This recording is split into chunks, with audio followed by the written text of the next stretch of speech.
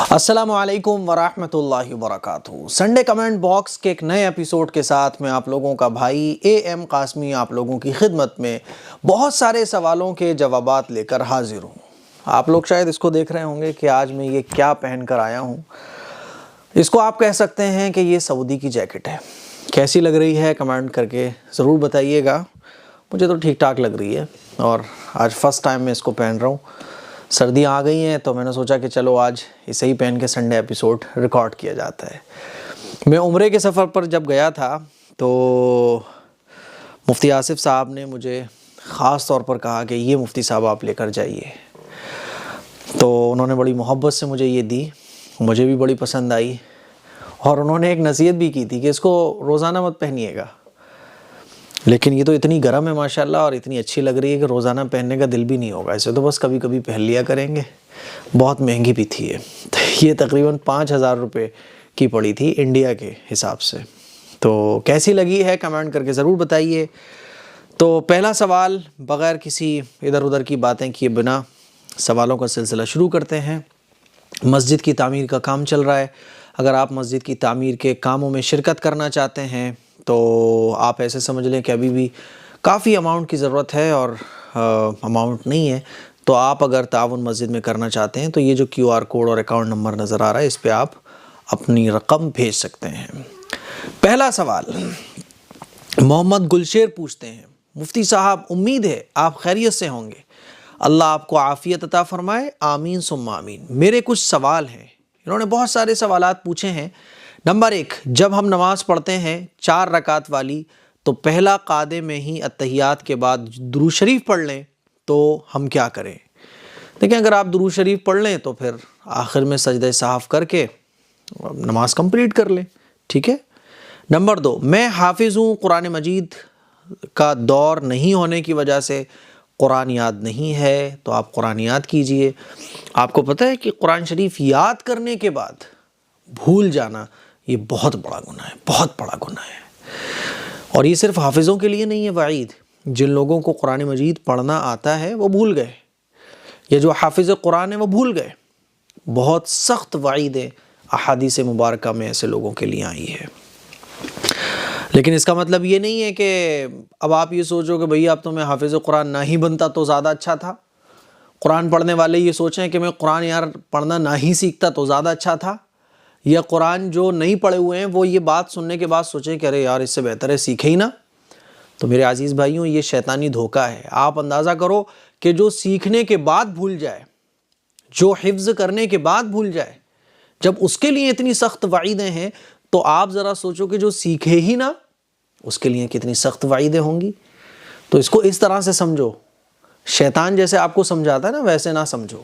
شیطان بڑے چالاکی سے سمجھاتا ہے کہ دیکھو بیٹا، مفتی صاحب نے تو بولا ہے کہ اگر کوئی قرآن سیکھنے کے بعد بھول جائے تو اتنا بڑا گناہ ہے، اسی لیے نہ سیکھنے والوں کو وہ سمجھاتا ہے کہ سیکھنا مت، بڑا خطرہ ہے۔ تو یہ ہرگز مت سوچئے گا، ڈبل خطرے میں وہ آپ کو ڈال رہا ہے۔ جب سیکھنے کے بعد کوئی بھول جائے تو اس کے لیے اتنا گناہ ہے، تو آپ ذرا یہ سوچو کہ جو بالکل ہی نہیں سیکھتا اس کے لیے کتنا بڑا سخت وبال ہوگا۔ سمجھ رہے ہو؟ چلیے، تو بھائی آپ دور کرو نا، کیوں بھول گئے آپ؟ میں ناظرہ تو کیا، مجھے یاد کرنا پڑے گا۔ بالکل قرآن یاد کیجئے، اللہ نے آپ کو اتنی بڑی دولت سے نوازا، اتنے بڑے انعام سے نوازا، تو آپ یاد کرو نا، روزانہ 2 گھنٹے نکالو، 3 گھنٹے نکالو، قرآن کا دور کرو آپ۔ دل نواز احمد، انہوں نے بہت سارے سوالات پوچھے ہیں۔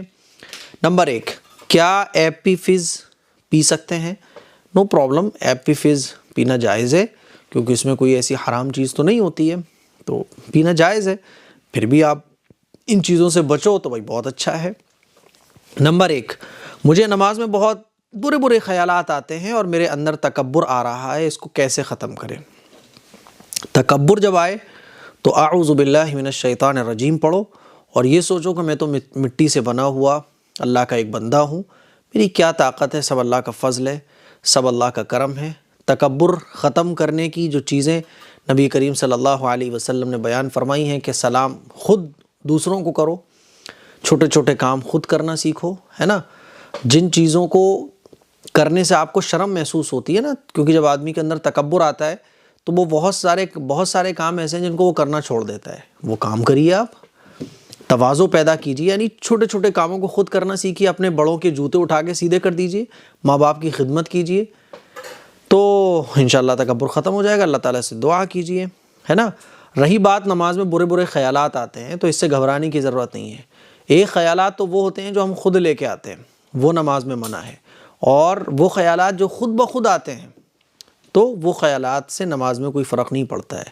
نماز میں جب بھی کوئی خیالات آئے تو خیالات کو جمنے مت دو، ان کو رکنے مت دو، بلکہ جو آپ پڑھ رہے ہو اس طرف بار بار دھیان لے جاؤ، تو دھیرے دھیرے جیسے جیسے آپ پریکٹس کرو گے تو نماز میں جو خیالات آتے ہیں وہ آنا کم ہو جائیں گے۔ اور ایک ہوتا ہے کہ مائنڈ ہمارا خیالات کی طرف گیا اور ہم نے اپنے مائنڈ کو ان خیالات کی طرف جما لیا، ہم یہ سوچنے لگے ہو یہ خیال آ گیا، ارے یار یہ کیوں آ گیا، تو اپنے مائنڈ کو ادھر مت جمنے دو، بلکہ نماز میں لگاؤ اپنے مائنڈ کو۔ بار بار خیال آئیں گے تو بار بار اپنے مائنڈ کو کھینچو اور نماز میں لگاؤ، تو پھر انشاءاللہ یہ خیالات دھیرے دھیرے آپ کے کنٹرول میں آ جائیں گے، ورنہ یہ بہت بڑھ جائیں گے اور بہت دقت ہو جائے گی۔ نمبر 2، قضا نماز کس وقت نہیں پڑھنا چاہیے؟ دیکھو بھائی، 3 ٹائم ایسے ہیں جس میں کسی بھی طرح کی نماز پڑھنا درست نہیں ہے، نہ نفل نماز نہ قضا نماز، کوئی سی بھی نماز نہیں پڑھ سکتے۔ ایک تو سورج طلوع ہونے کے وقت، وہ جب صبح کے ٹائم میں آواز لگتی ہے نا کہ فجر کی نماز کا ٹائم ختم ہو چکا ہے، قضا نماز 20 منٹ کے بعد پڑھی جائے گی، تو وہ سورج طلوع ہونے کا جو ٹائم ہوتا ہے اس میں کوئی بھی نماز نہیں پڑھ سکتے۔ دوسرا ٹائم ہے زوال کا، زوال کے وقت کوئی بھی نماز نہیں پڑھ سکتے۔ تیسرا ٹائم ہے سورج غروب ہونے کا، جب سورج ڈوب رہا ہوتا ہے نا تو وہ ٹائم ایسا ہے کہ جس میں کوئی نماز نہیں پڑھ سکتے۔ نمبر 3، کیا نماز پڑھتے وقت ہونٹوں کا ہلانا ضروری ہے؟ اس پر میں نے ابھی 2 دن پہلے ہی ایک ویڈیو کلپ ریکارڈ کی ہے کہ نماز کے اندر یہ غلطی بالکل نہ کریں، تو ابھی 2 دن پہلے ریسنٹلی میں نے وہ ویڈیو اپلوڈ کی ہے، تو وہ ویڈیو آپ ضرور دیکھیے گا، اس میں میں نے ڈیٹیل سے اس مسئلے کو سمجھایا ہے۔ اصل ہے نماز کے اندر قرات کرنا، قرات کہتے ہیں یعنی لفظوں کی ادائیگی آپ کے منہ سے ہونا چاہیے، یہ ضروری ہے۔ تو اور لفظوں کی ادائیگی تبھی ہوگی جب ہونٹ ہلیں گے، تو بعض لوگ صرف ہونٹ ہی ہلانا شروع کر دیں، یہ ضروری نہیں ہے، بلکہ ضروری ہے کہ آپ کے لفظ منہ سے نکل رہے ہوں۔ جیسے آپ پڑھ رہے ہو آپ الحمدللہ رب العالمین، تو الحمدللہ رب العالمین آپ کے منہ سے لفظوں کی ادائیگی ہونا چاہیے۔ اب آپ کے ہونٹ نہیں ہل رہے، دلی دل میں آپ پڑھ رہے ہو، تو یہ قرات کرنا نہیں کہلائے گا۔ آپ کے ہونٹ تو ہل رہے ہیں لیکن آپ پڑھ ہی نہیں رہے ہو، آپ لفظوں کی ادائیگی نہیں کر رہے ہو، تو پھر آپ کی یہ قرات نہیں کہلائے گی، تو آپ کی نماز ہی ٹھیک نہیں ہوگی۔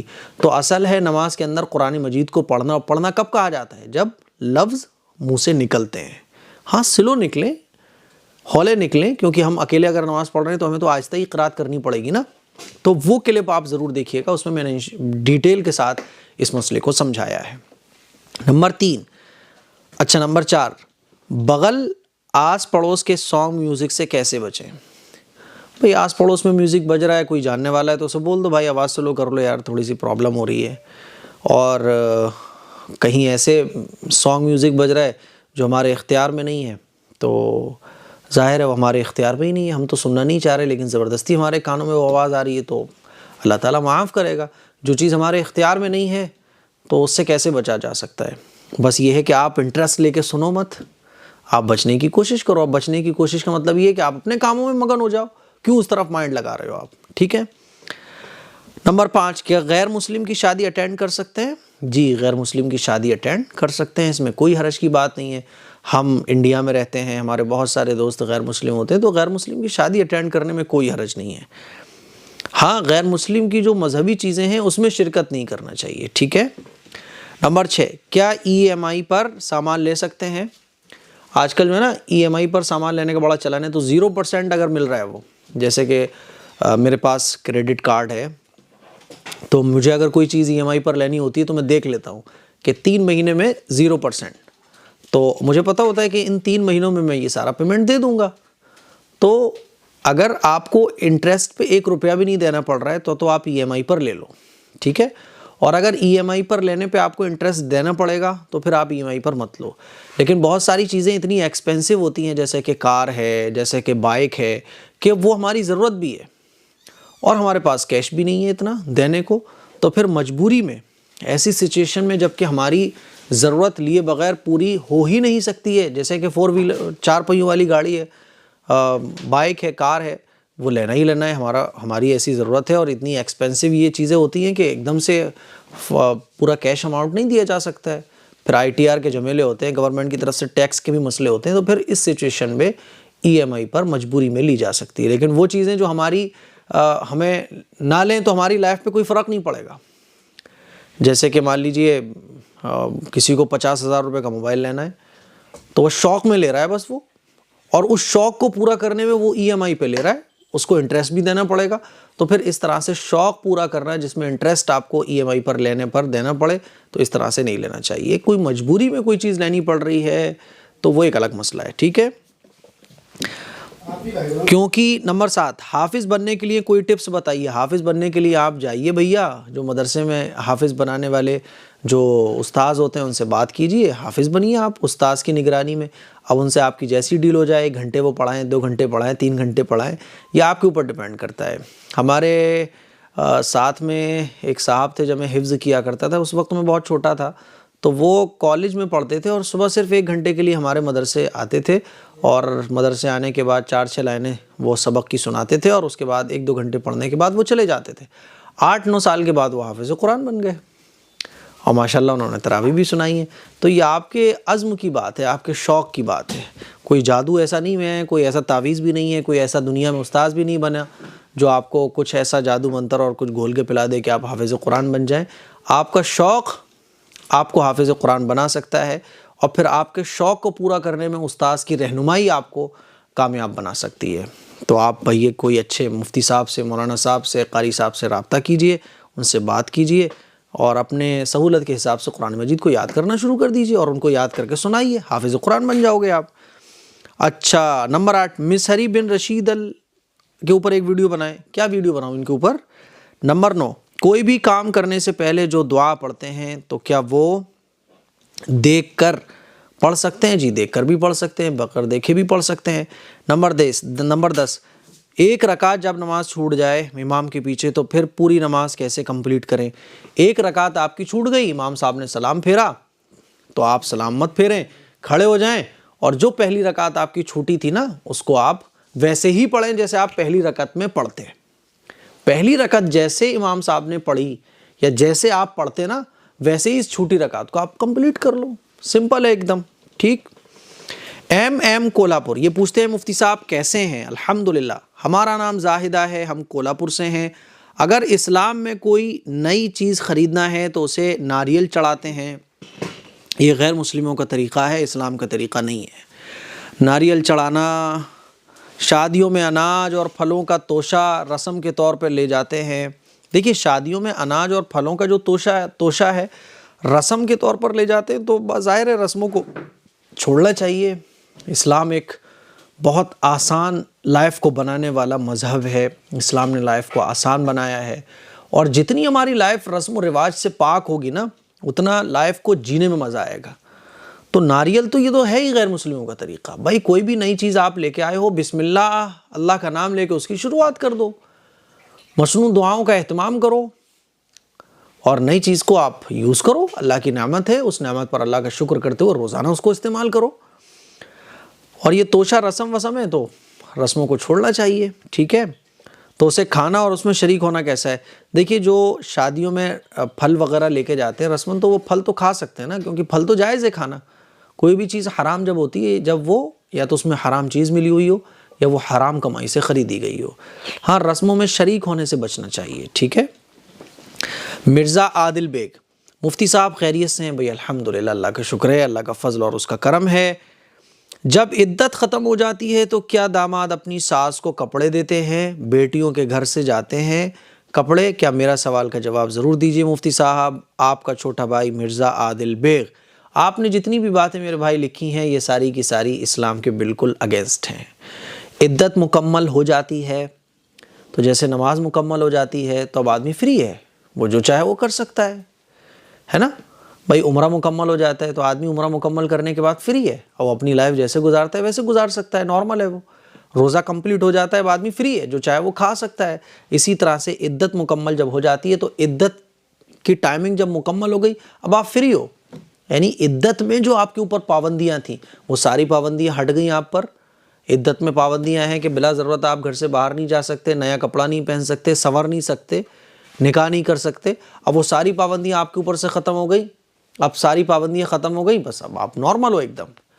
عدت مکمل ہونے کے بعد اس طرح کے کھٹ کرم کرنا کہ صاحب ساس کو کپڑے دینا یہ وہ، تو یہ اسلام کی تعلیمات کے بالکل خلاف ہیں. یہ رسم و رواج ہیں جو لوگوں نے بلا وجہ کے بنا رکھے ہیں. محمد رحمت کہتے ہیں مفتی صاحب خیریت سے ہیں؟ امید ہے سب خیریت سے ہوں گے. بھئی الحمدللہ، اللہ کا شکر ہے. آپ لوگوں کی دعائیں ہیں، آپ لوگوں کی محبتیں ہیں، اور آپ لوگوں کی دعاؤں کو پروڈکشن مجھے ملا ہوا ہے، اور الحمدللہ وہ ایک کوچ کے طور پر آپ لوگوں کی دعائیں میرے ساتھ ہیں، اور اللہ کا فضل و کرم ہے، اس کا انعام ہے. اللہ آپ کو ایسے ہی خوش رکھے بھائی جان. 9 مہینے کی پریگننٹ ہوں، میرے لیے دعا کیجئے گا، بالکل دل سے دعا کیجئے گا. بالکل بھائی، سبھی لوگ ان کے لیے دل سے دعا کریں. اللہ تعالیٰ ان کو خیر و عافیت سے اولاد کی نعمت عطا فرمائے، اور اللہ تعالیٰ ان کو صحت اور تندرستی عطا فرمائے، اور آنے والے بچے کو بھی اللہ تعالیٰ عافیت میں رکھے، حفظ و امان میں رکھے، عمر میں برکت دے، ان کی آنکھوں کی ٹھنڈک بنائے. ٹھیک ہے. رانیز گارڈن پوچھتی ہیں مفتی صاحب میں رانی خان محمود آباد سے آپ لکھنؤ آئے، اور میری بڑی بدنصیبی دیکھیے کہ میں آپ سے ملاقات کا اپنا خواب پورا نہ کر پائی. کوئی بات نہیں ہے، کبھی کبھی خواب پورے ہونے میں ٹائم لگ جاتا ہے. خواب کی تعبیر جو ہے نا کبھی کبھی بڑی لیٹ ملتی ہے، تو کوئی بات نہیں، آپ کا خواب جلد پورا ہو جائے گا. لکھنؤ کوئی دور تھوڑی ہے، اور لکھنؤ تو آنا جانا لگا رہے گا. ہاں، میری طرف سے پرابلم یہ رہی ہے کہ لکھنؤ آنے کی جو مجھے اطلاع پہلے دینا چاہیے تھی، وہ اطلاع میں آپ لوگوں کو پہلے نہیں دے سکا. انشاءاللہ اب جب کبھی بھی لکھنؤ آؤں گا تو آپ لوگوں کو پہلے سے 1 ہفتے پہلے سے ہی انشاءاللہ اطلاع دے دوں گا. کبھی کبھی کیا ہوتا ہے کہ اچانک سے پلان بنتا ہے تو پہلے سے اطلاع نہیں دے پاتا ہوں. یہی والا جو پلان تھا لکھنؤ کا، یہ بھی بس اتفاق سے بن گیا اور ہم چل پڑے. تو کوئی بات نہیں ہے، چلیے اتنا افسوس آپ نہ کریں. شاید اللہ کی رضا یہی تھی، میں نہیں آ سکی کیونکہ میرے گھٹنوں میں پرابلم ہے اور میں چلنے پھرنے میں معذور ہوں. اللہ آپ کو صحت دے، اللہ آپ کو تندرستی دے، اللہ تعالیٰ آپ کے پیروں کو ٹھیک کر دے. ہم آپ کے لیے دعا کریں گے. اچھا جی، یہ بلی چیختی ہوئی ادھر آ گئی ہے، تو ہو سکتا ہے آپ کو بلی کی آواز لگ رہی ہو.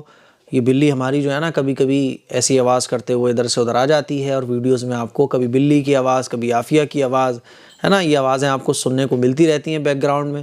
کوئی بات نہیں ہے، اس کا الگ مزہ ہے، اس کا بھی لطف آپ بیچ بیچ میں لیتے رہیے گا. چلیے، شبینہ انصاری پوچھتی ہیں مفتی صاحب میرا سوال اگلے سنڈے کمنٹ باکس میں ضرور لیجئے گا. میں 20 سال کی ہوں، ان میرڈ ہوں. مجھے کچھ مہینوں پہلے خواب آیا تھا کہ میں پریگننٹ ہوں، 9th منتھ چل رہا ہے، کبھی بھی ڈیلیوری ہو سکتی ہے، اور 29 تاریخ بیت گیا، پیٹ بہت بڑا ہے، بس پھر آنکھ کھل گئی. اس کی تعبیر بتا دیجئے. پریشان ہونے کی ضرورت نہیں ہے. آپ کو یہ لگ رہا ہے اگر کچھ مشکل پریشانی ہوئی تو دور ہو جائے، ہے نا، تو پریشان ہونے کی ضرورت نہیں ہے. اس کا مطلب یہ ہے کہ آپ کی جو لائف ہے نا، اس سے لوگ بہت فائدہ اٹھائیں گے. یعنی آپ سے بھلائیاں پھیلیں گی، آپ سے اچھائیاں پھیلیں گی، اور آپ کے ذریعے لوگوں کو اچھائی کے راستے پر اور اچھی چیزوں کو سیکھنے کا موقع ملے گا. آپ لوگوں کے لیے نفع کا ذریعہ بنو گی. ٹھیک ہے نا. آپ کے ذریعے لوگوں کو بڑا فائدہ پہنچے گا، لوگوں کو نفع پہنچے گا، اور آپ کے ذریعے لوگوں کو بڑی راحت ملے گی. یہ اس کی تعبیر نکلتی ہے. تو مجھے امید ہے کہ اللہ تعالیٰ آپ سے ضرور کوئی اچھا کام لے گا، اور آپ کے ذریعے کوئی بڑا کام ایسا لے گا جس سے دنیا کو فائدہ پہنچے اور آخرت بھی آپ کی کامیاب ہو جائے. شمشاد خان کہتے ہیں آپ خیریت سے ہوں گے انشاءاللہ. شمشاد احمد سیتاپور سے، الحمدللہ میں خیریت سے ہوں. لکھنؤ میں رہتا ہوں. ہم نے سوچا تھا کہ جب آپ لکھنؤ آئیں گے تو بتائیں گے. آپ لکھنؤ اکیلے آ کر چلے گئے، پر ہم کو پتہ نہیں چلا. کم سے کم مفتی صاحب 2-4 دن پہلے تو بتا دیتے. بالکل صحیح بات ہے، آپ کا شکوہ بالکل درست ہے، آپ کی شکایت بالکل درست ہے میرے بھائی. انشاءاللہ جیسے میں نے ابھی بولا نا کہ اچانک سے بس پروگرام بن گیا. انشاءاللہ جب اگلی بار پروگرام بنے گا تو 1 ہفتے پہلے انشاءاللہ میں آپ لوگوں کو اطلاع دے دوں گا. مفتی صاحب بہت تمنا ہے ہم کو، فیروز آباد میں آ نہیں پا رہا ہوں، ورنہ میں آ جاتا، لیکن اب پھر کبھی آنا ہوگا. 2-4 دن پہلے ضرور بتانا انشاءاللہ. لکھنؤ میں سنڈے کمنٹ باکس 185 میں جواب ضرور دیجیے گا. میں نے آپ کا جواب دے دیا ہے، اور انشاءاللہ اب جب کبھی لکھنؤ آنا ہوگا تو آپ سب لوگوں سے ملاقات ضرور ہوگی.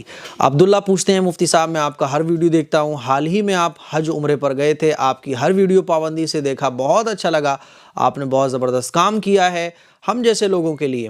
آج میں آپ کا سنڈے کمنٹ باکس دیکھ رہا ہوں، آپ کا پرچار کر رہا ہوں، آپ کا ہر پروگرام لاجواب ہوتا ہے.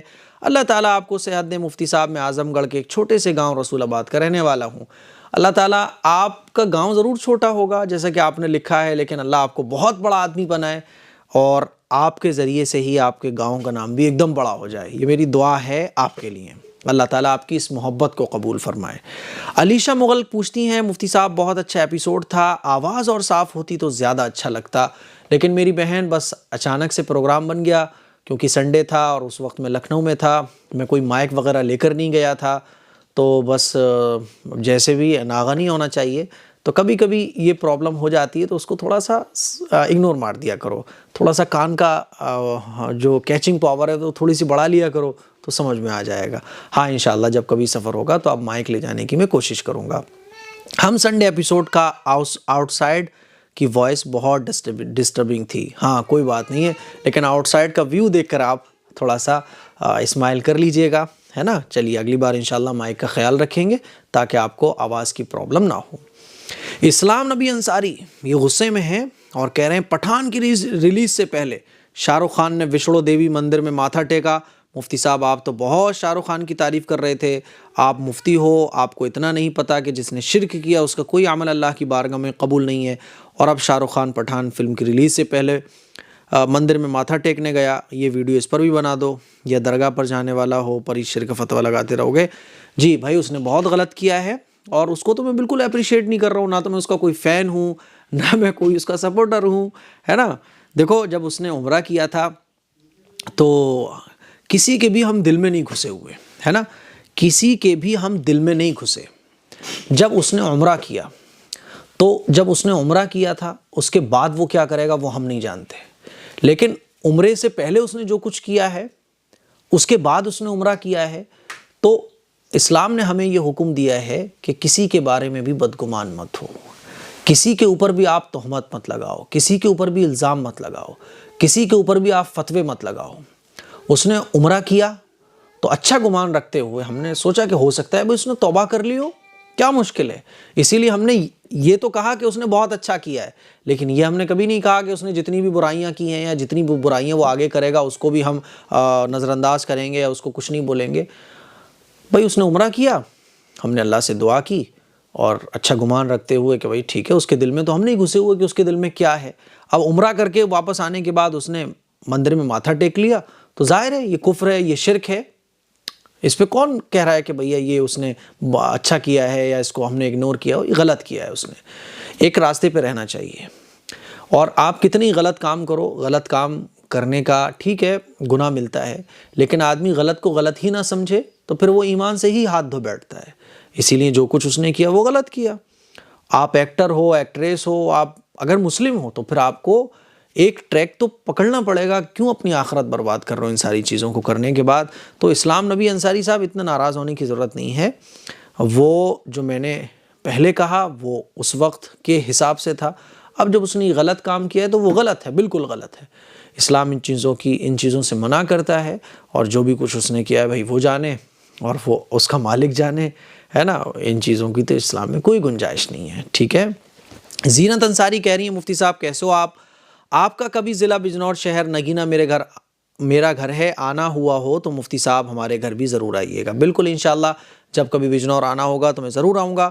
میرا ایک سوال ہے، 313 بار درود شریف پڑھنے کی فضیلت بتا دیجئے۔ 313 بار درود شریف پڑھنے کی کوئی فضیلت میں نے تو حدیث میں نہیں پڑھی ہے، درود شریف پڑھنے کی فضیلت ہے، جتنا ہو سکے درود شریف پڑھیے، اور آپ 313 بار بھی پڑھ لو تو اس میں بھی کوئی حرج کی بات نہیں ہے، لیکن 313 بار پڑھنے کی کوئی ایکسٹرا فضیلت ہو جو حدیث سے ثابت ہو ایسا کچھ بھی نہیں ہے۔ ہاں کوئی پڑھنا چاہے تو 313 بار بھی پڑھ سکتا ہے، ٹھیک ہے، زیادہ بار پڑھ لو کم بار پڑھ لو، ایسا کوئی یہ نہیں ہے کہ 313 بار پڑھنے سے کچھ خاص ہوتا ہو۔ درود شریف پڑھنے کی بے شمار فضیلتیں ہیں، میں نے اس پر ایک آلریڈی کلپ بھی بنا رکھی ہے، درود شریف پڑھنے کی فضیلت، وہ ویڈیو آپ ضرور دیکھیے گا۔ اچھا جی، اور بھی بہت سارے آپ لوگوں کے سوالات ہیں۔ قمر سلطانہ کہہ رہی ہیں مفتی صاحب میں یوپی مظفر نگر سے ہوں، میرے کچھ سوال ہیں۔ کہتے ہیں میٹھا یا بریانی کھا کر باہر نہیں جانا چاہیے، اب کہاں آپ لوگ آپ کے یہاں کہتے ہوں گے تو کہنے والوں کو کیا کر سکتے ہیں، کہنے والے تو نہ جانے کیا کیا کہتے ہیں، کہنے والوں کو مت دیکھو۔ میٹھا کھا کے بریانی کھا کے باہر نہیں جانا چاہیے، کیوں نہیں جانا چاہیے؟ اور یہ کس نے کہہ دیا کہ نہیں جانا چاہیے؟ یہ بے سر پیر کی باتیں ہیں، یہ ان ایجوکیٹڈ لوگوں کی باتیں ہیں، یہ جہالت کی باتیں ہیں، اسلام کا ان سے دور دور تک کوئی تعلق نہیں ہے۔ سیم کہتے ہیں مفتی صاحب میں ایک اسٹوڈنٹ ہوں، کبھی نہ کبھی بہت ہی بے چینی ہو جاتی ہے، آلس آتا ہے، اسٹڈی نہیں کر پاتی ہوں، اس پر پلیز بتائیے۔ بھائی اسٹڈی تو کرنا پڑے گی، کچھ بننا ہے تو محنت تو کرنا پڑے گی، دل کسی کا نہیں چاہتا ہے۔ میں سنڈے ایپیسوڈ بنا رہا ہوں کہ میرا دل چاہ رہا تھا کہ کیمرہ لگا کے آپ کے سوالوں کے جوابات دینا شروع کر دوں۔ جتنے دکان والے بیٹھے ہوئے ہیں ان کا دل چاہ رہا تھا کہ دکان کھول کے یہ بیٹھ جائیں۔ پوری دنیا میں جتنے لوگ کام کر رہے ہیں، آپ ان سے پوچھو کہ بھائی آپ کا دل چاہ رہا تھا، ایک بندہ بھی یہ نہیں کہے گا کہ میرا دل چاہ رہا تھا کام کرنے کا۔ سب کا دل یہ چاہتا ہے کہ بھائی آرام سے پڑے رہو، بیٹھے رہو۔ ہمارا بھی دل یہی چاہ رہا ہے کہ کیمرہ بند کرو، آرام سے بیٹھو، یوٹیوب چلاؤ، فیس بک چلاؤ، سوشل میڈیا پہ ٹائم برباد کرو۔ لیکن ظاہر ہے جب کچھ بننا ہے تو کچھ تو کرنا پڑے گا، سستی کو ختم کرنا پڑے گا۔ آپ اپنا ڈریم اپنے سامنے رکھو، اپنا گول اپنے سامنے رکھو اور انتھک محنت کرو، آلس کو ختم کرو، آلس سے مقابلہ کرو آپ، ٹھیک ہے؟ اسٹڈی نہیں کر پاتے ہیں، کرو اسٹڈی۔ جتنے بھی اسٹڈی کرنے والے لوگ ہیں ان کا دل نہیں کر رہا ہوتا ہے، لیکن کچھ بننا ہے تو کچھ تو کرنا پڑے گا۔ اسی لیے ان چیزوں کو مت دیکھو، آپ ہمت جٹاؤ، اپنے آپ سے لڑائی کرو، دل چاہے نہ چاہے اس کام کو کرو۔ اچھی چیزوں کے لیے آپ کو یہ سب تو کرنا پڑے گا۔ راقب خان نے بہت سارے سوالات پوچھے ہیں اور یہ بھی تھوڑے سے ناراض لگ رہے ہیں۔ میرے سوال 4 ایپیسوڈ سے نہیں لیا جا رہا ہے۔ اللہ اکبر، بھائی 4 ایپیسوڈ، شاید 104 یا صرف 4 سے، تو تبھی شاید یہ تھوڑے سے غصے میں ہیں۔ میرے کچھ زیادہ سوال ہیں، پلیز سب کا آنسر دیجیے گا، بڑی مہربانی ہوگی۔ ارے صاحب بالکل دیں گے، آپ تو اتنے کب سے آپ کا سوال نہیں لیا گیا ہے تو یہ تو بڑے افسوس کی بات ہے۔ میرا نام راقب خان ہے۔ اچھا، نمبر 1، جب لوح محفوظ میں زندگی، موت، شادی، جاب، یہ سب فکس ہے، یہ سب فکس ہے، لکھا جا چکا ہے، جو کبھی نہیں بدلنے والا، تو ہم اس کی دعا کیوں کرتے ہیں؟ دیکھو، اس کی دعا ہم اس لیے کرتے ہیں کیونکہ لوح محفوظ جو ہے نا وہ اللہ کا علم ہے، ٹھیک ہے؟ اب اللہ کا علم کیا ہے ہمیں نہیں معلوم۔ ہاں، ہمیں یہ معلوم ہے کہ جو ہم کر سکتے ہیں وہ کرنا ہمارے لیے فائدہ مند ثابت ہوگا۔ مثال کے طور پہ لوح محفوظ میں تو جو لکھا جا چکا ہے ہمیں نہیں معلوم کیا لکھا جا چکا ہے، ہاں اتنا پتا ہے کہ جو ہم زندگی میں کر رہے ہیں وہ اللہ کے لوح محفوظ میں لکھا جا چکا ہے۔ لوح محفوظ اصل میں اللہ کے علم کو کہا جاتا ہے، ٹھیک ہے؟ تو ایک تو ہے اللہ کا علم، دوسری بات یہ ہے کہ اللہ نے ہمیں مجبور نہیں بنایا۔ مثال کے طور پہ اللہ نے ہمیں اختیار دیا ہے، ہم اچھائی بھی کر سکتے ہیں، برائی بھی کر سکتے ہیں، ہمارا اختیار ہے۔ ہم اچھائی اور برائی جو کرتے ہیں وہ اپنے اختیار سے کرتے ہیں۔ مان لیجیے یہ ہاتھ ہے، اس کے ذریعے میں قرآن بھی اٹھا سکتا ہوں اور اس کے ذریعے میں کوئی گناہ کا کام بھی کر سکتا ہوں، یہ میرا اختیار ہے۔ تو لوح محفوظ میں جو لکھا ہوا ہے وہ اللہ کا علم ہے، اور اس اللہ کے علم کی وجہ سے ہم مجبور نہیں ہو جاتے۔ ایسا تو نہیں ہے نا کہ میں مجبور ہوں، یعنی اچھائی اور برائی کرنے کا اختیار مجھے نہیں دیا گیا ہو۔ اللہ نے ہمیں اختیار دیا ہے، ہم اچھائی بھی کر سکتے ہیں اور برائی بھی کر سکتے ہیں۔ مثال کے طور پہ میں ایک چھوٹا سا ایگزامپل آپ کو سمجھانے کے لیے دیتا ہوں۔ ایک کلاس میں بہت سارے اسٹوڈنٹس ہوتے ہیں اور ٹیچر یہ جانتا ہے کہ اس کلاس میں فرسٹ آنے والا بچہ کون ہے، جو فرسٹ آئے گا گارنٹی کے ساتھ، فیل ہونے والا کون ہے، ٹیچر یہ بات جانتا ہے۔ اب اسٹوڈنٹ اگر یہ کہنے لگے کہ بھیا میں اگر فیل ہوا ہوں تو ٹیچر کو چونکہ پتا تھا اسی لیے میں فیل ہو گیا، تو کیا کہا جائے گا اس سے؟ یہ کہا جائے گا ارے بھائی تم مجبور تو نہیں تھے، ٹیچر کو پتا تھا تمہارے حالات کی وجہ سے، ٹیچر کے جاننے کی وجہ سے تم فیل تھوڑی نہ ہوئے، تم فیل ہوئے ہو محنت نہ کرنے کی وجہ سے۔ تو اسی طرح سے لوح محفوظ یہ اللہ کا علم ہے، لیکن اللہ کے علم کی وجہ سے ہم اپنے آپ کو مجبور نہیں سمجھ سکتے۔ ہم اچھائی کریں گے تو اچھائی لکھی جائے گی، برائی کریں گے تو برائی لکھی جائے گی، ٹھیک ہے؟ اچھا، بدلنے والا، تو ہم اس کی دعا کیوں کرتے ہیں؟ دعا اس لیے کرتے ہیں کیونکہ اللہ تعالیٰ نے دعا کرنے کا حکم دیا ہے۔ بات سمجھ آ رہی ہے؟ اللہ نے جس چیز کا حکم دیا ہے وہ ہمیں کرنا چاہیے۔ بھائی دعا کے ذریعے اللہ تعالیٰ ہماری دعائیں قبول کر کے جو چاہے وہ کر سکتا ہے، اللہ کا اختیار ہے، اللہ تو مالک ہے، رب العالمین ہے، اس سے کوئی سوال کرنے والا نہیں۔ تو دعا کرنے کا حکم اللہ نے ہمیں دیا ہے، اسی لیے ہم دعا کرتے ہیں۔ نمبر 2، ٹھنڈی کے کارن ہونٹ پھٹ جاتے ہیں تو کیا لپ بام لگا کر نماز پڑھ سکتے ہیں؟ جی، لپ بام لگا کر نماز پڑھ سکتے ہیں۔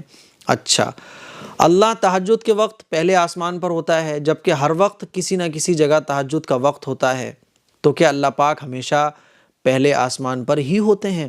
دیکھیے پہلے آسمان پر ہونے سے مطلب یہ ہے کہ اللہ کی جو رحمت ہے اور اللہ کی طرف سے جو انوار اور برکات ہیں وہ بندے کے زیادہ قریب ہوتے ہیں تہجد کے وقت میں۔ دیکھیے جیسے ایک ہی وقت میں سورج کہیں نکلا ہوا ہوتا ہے اور کہیں رات ہو رہی ہوتی ہے نا، تو اسی طرح سے جیسے اللہ تعالیٰ نے دن اور رات کے فرق پوری دنیا کے اندر بنائے ہیں، اسی طرح سے تہجد کے وقت میں بالکل کہیں جہاں بھی تہجد کا وقت ہو رہا ہوگا تو اس وقت میں اللہ کی رحمت، اللہ کے انوار اور برکات اور دعا کے قبول ہونے کے چونکہ تہجد کا جو وقت ہے وہ دعا کے قبول ہونے کا وقت ہے، تو اس وقت اللہ کی رحمت اور اللہ کی تجلیات، انوار اور برکات بندے کے زیادہ قریب ہوتے ہیں، ٹھیک ہے۔ نمبر 4، نماز میں اگر کوئی سورت غلطی سے پڑھ دیا اور اسی وقت ایسا لگا کہ ہم نے غلطی پڑھا ہے تو کیا کریں؟ اگر کوئی سورت آپ نے غلط پڑھ دی ہے نا، مان لیجئے آپ کوئی سورت آپ نے پڑھی اور غلط پڑھ دی تو کوئی بات نہیں، آپ دوسری سورت پڑھ لو، ہے نا۔ لیکن جیسے مان لیجئے آپ نے علم ترا کی سورت پڑھنا شروع کری اور علم ترا کی سورت آپ بھول گئے، ہے نا، یا آپ نے علم ترا کی سورت غلط پڑھ دی تو دوسری سورت آپ کوئی شروع کر لو، ٹھیک ہے۔ چلیے نمبر 5، کیا غسل کرتے وقت وضو کرنا ضروری ہے؟ نہیں، ضروری تو نہیں ہے، آپ غسل کرو گے تو آٹومیٹک وضو ہو جائے گا۔ ہاں، غسل کرتے وقت وضو کرنا یہ سنت ہے، کیونکہ غسل کرنے کا جو طریقہ ہے اس میں یہ بھی آتا ہے کہ جیسے نماز کے لیے وضو کرتے ہیں ویسے وضو کرنا، تو یہ غسل کی سنتوں میں سے ایک سنت ہے، ٹھیک ہے۔ رات میں باہر کپڑے سکھانا کیسا ہے؟ نو پرابلم، رات میں باہر کپڑے آپ سکھا سکتے ہیں۔ چلیے صاحب، بالکل آخری سوال زیڈ کوئین پوچھتے ہیں، جادو بندش کا علاج بتاؤ، ہر روز اٹیک ہوتا ہے جادو کا۔ سورہ بقرہ کی تلاوت کرنا شروع کیجئے، فجر کی نماز کا اہتمام کیجئے، صبح شام کی دعاؤں کا اہتمام کیجئے، اور موسٹ امپورٹنٹ اللہ پر توکل کرنا سیکھیے، اللہ پر توکل کرنا سیکھیے، اللہ کی ذات پر یقین رکھیے، یہ یقین رکھیے کہ نفع اور نقصان کا جو مالک ہے وہ اللہ ہے۔ ساری دنیا کی طاقت آپ کو نقصان پہنچانا چاہیں اور اللہ آپ کو نقصان پہنچانا نہ چاہے تو دنیا کی ساری طاقتیں مل کر آپ کو چیٹی کے برابر بھی نقصان نہیں پہنچا سکتی، اور اگر اللہ آپ کو نقصان پہنچانا چاہے، ساری دنیا آپ کو نفع پہنچانا چاہے تو ساری دنیا مل کر آپ کو چیٹی کے برابر نفع نہیں پہنچا سکتی۔ اس بات کا یقین رکھ لو، انشاءاللہ ساری بندشیں، جادو، یہ سب ختم ہو جائے گا۔ تو مجھے امید ہے کہ آج کا ایپیسوڈ آپ لوگوں کو پسند آیا ہوگا، اس کلپ کو شیئر کریں، دوسروں تک پہنچائیں۔ السلام علیکم ورحمۃ اللہ وبرکاتہ۔